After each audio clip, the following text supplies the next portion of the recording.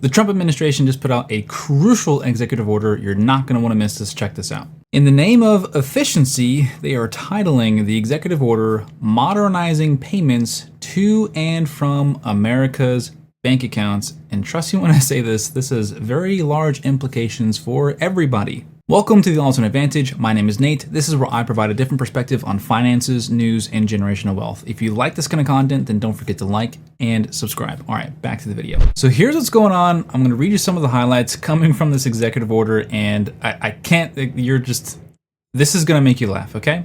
It says, the continued use of paper-based payments by the federal government, including checks and money orders, flowing into and out of the United States General Fund, which might be thought of as America's bank account, imposes unnecessary costs, delays, and risk of fraud, lost payments, theft, and, of course, inefficiencies.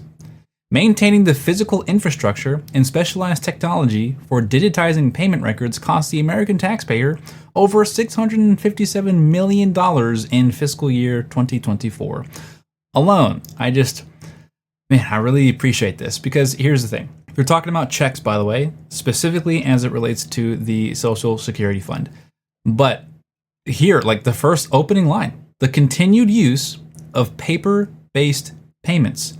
How far is that vague description going to go? And I love this. You'll see it in a second. They give us some reassurance, of course. You know, they have to, but it doesn't ultimately matter. It just seriously cracks me up. So they're saying paper-based payments, right? Okay. They have unnecessary costs. They cause delays, risk of fraud, lost payments, theft, and inefficiencies. Keyword, inefficient. They're going to use that all the time. Here it goes on to say, this order promotes operational efficiency. Imagine that. By mandating the transition to electronic payments for all federal disbursements and receipts by digitizing payments to the extent permissible under applicable law. Here we go, but hey, just to put you at ease, but not, for avoidance of doubt, to establish a central bank digital currency.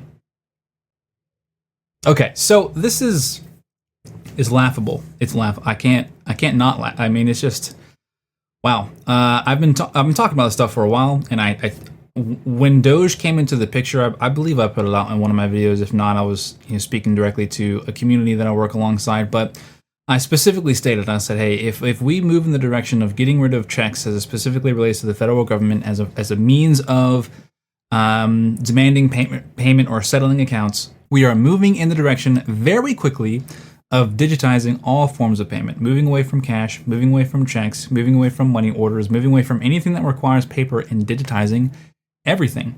And I love it when in this order, when it specifically said, for avoidance of doubt, this isn't to establish a central bank digital currency, guys. Come on now. That would be ridiculous. Well, okay. That might be true, right? Because if it is to be a central bank digital currency, it would have to be a new form of currency that's digital, issued by the central bank. And that's not the direction they want to go. But the direction they do want to go, which they have brought up several times, is the establishment of a US dollar-backed stablecoin. So you got to ask yourself, who issues US dollars currently, either in the form of printing them or issuing US treasuries? That's the Federal Reserve. They issue that currency by means of credit or printing, okay? And if that currency is to go behind a stablecoin, which at that point is completely digital, you've taken what the central bank has issued, you've put it behind a digital currency, and all of a sudden you have a central bank digital currency. They're just calling it a stablecoin. And yes, of course, you can get this stablecoin from many different places. It might even have different names. For example, you have like Citicoin, JPM Coin, you have other banks who are developing their own version of a tokenized US dollar, but all of it is deriving from the same value source in the fiat currency. It's the same name, it's the same thing with a different title. That's just all that it is. And so the articles like this, or executive orders like this, I should say, are just pointing in that direction even more. So what does this mean? Well, it means we're going through a transition. It means everything that we currently house in regular dollar positions is moving over to a stable currency. What happens when that takes place? Well, they just told you. Regular dollars in their paper form are inefficient, they cause fraud, and they're costly. And so if you remove those three things, apparently if you remove them, then you are lowering your costs of using that currency. If you're lowering your costs of using that currency, the digital currency, then that means it has intrinsically a higher buying power. And if it has a higher buying power, then that means people are going to dump their dollar positions, regular paper cash, to move into the digital position.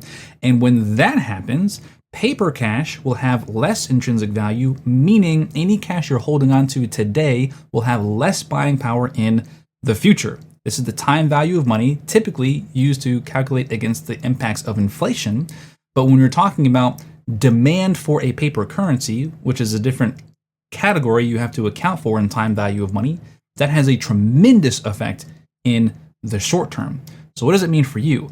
Well, if you're sitting on large quantities of cash right now, you are in a very, I would say, risky position. Now, you might look at people like Warren Buffett, who's sitting on billions of dollars of cash right now.